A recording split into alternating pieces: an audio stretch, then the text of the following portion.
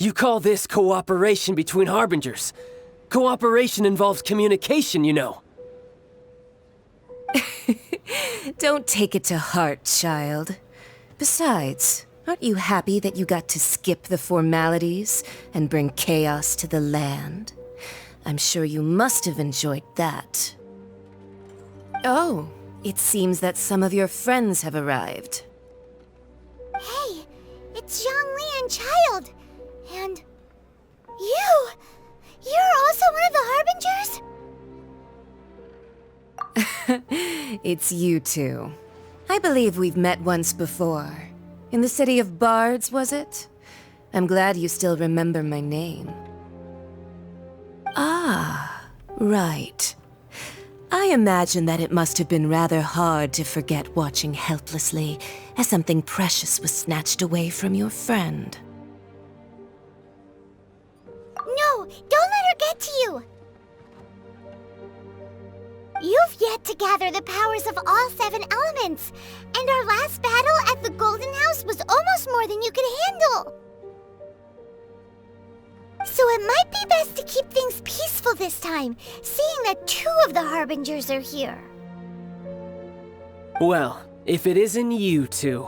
This is our first time seeing each other since Liyue was nearly wiped off the map. This is certainly a bit awkward, wouldn't you say? Paimon knew that we should never have trusted a Fatui Harbinger. Oh, now don't say that. Sure, I may have misled you, but I never had anything against you personally. Besides, I thought we were getting along quite well together, didn't you? Except for that little tussle we had at the end. Nothing personal. We just have different views, that's all. Of course, you may very well hold this against me, but that's up to you. The real deceivers here are Senora and Zhongli. Curse them for leading me on. So actually, I think... Stop wasting time, child. There'll be plenty of time to chat once I'm through here. You remember the agreement, Morax. Now, if you would be so kind. The Gnosis, please. What in the world are you talking about? The contract is fulfilled. That which thou seeketh is now bestowed unto thee. For my promise is solid as stone.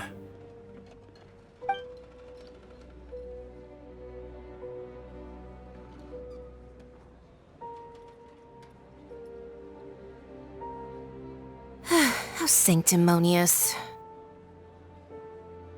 What? So you're the Lord of Geo?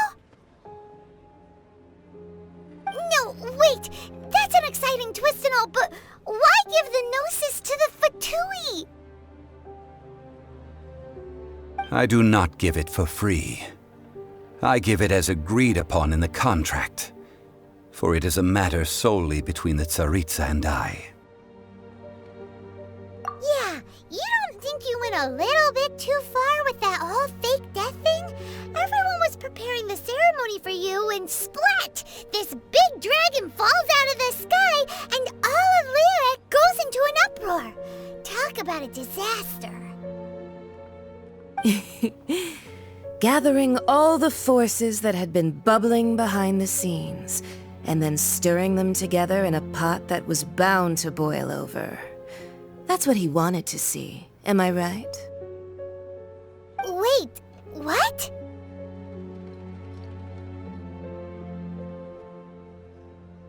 Perhaps it's best that I explain.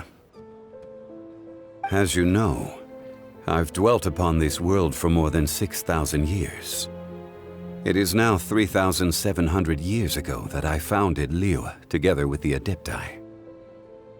Even boulders that can withstand whirlpools will erode with the passing of time. I kept convincing myself that cracks had not begun to form, and that the end of my time had not yet come. Until one drizzly day, as I was strolling along the harbor, I heard a merchant tell one of his workers, You finished your duties. Go ahead and call it a day. I stood motionless among the crowds, asking myself, have I already finished my duties? Oh, Zhongli.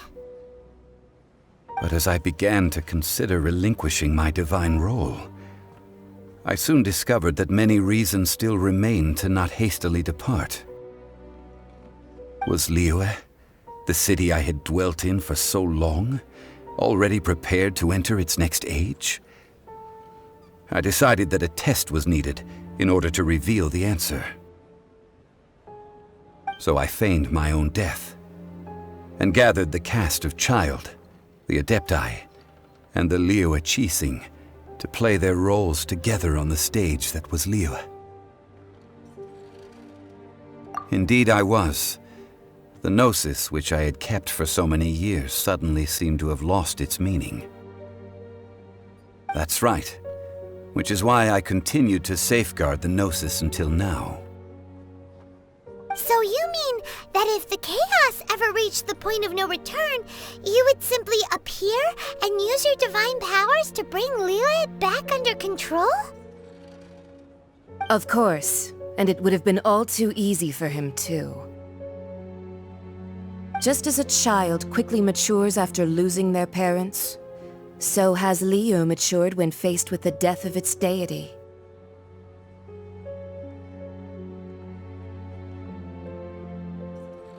In the end, the resolution to all that has transpired was even more satisfactory than I could have hoped for. Take the Adepti, for instance.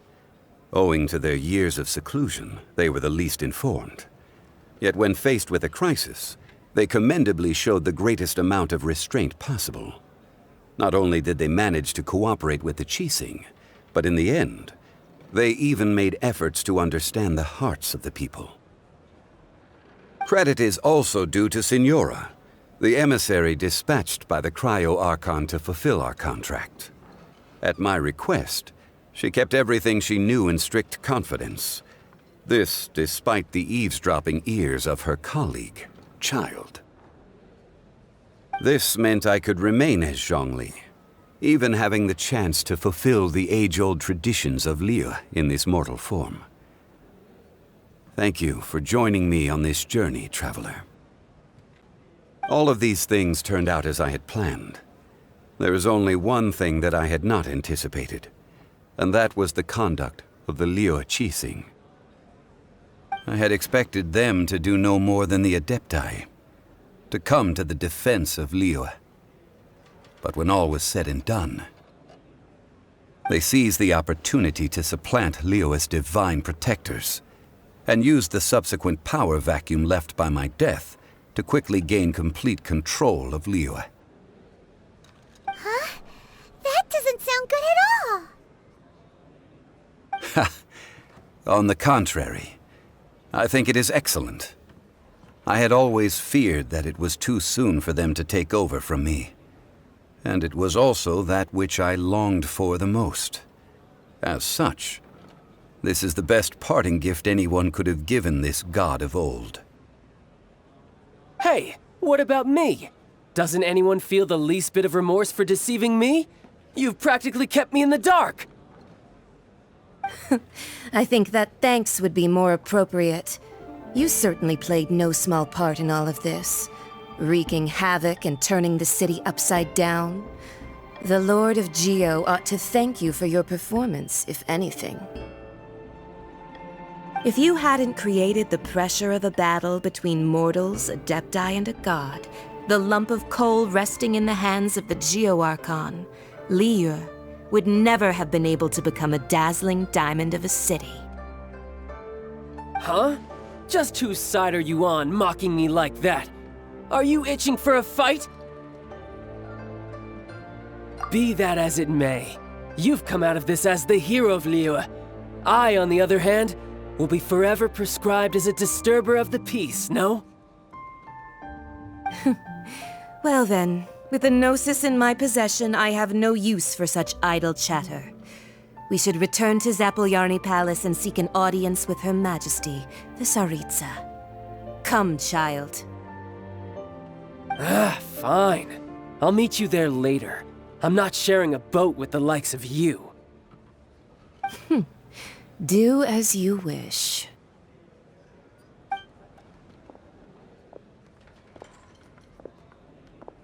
Now then, is there anything else you wish to ask me?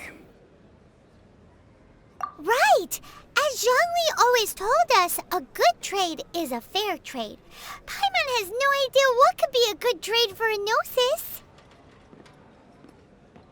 Realistically speaking, there is no such thing. Huh?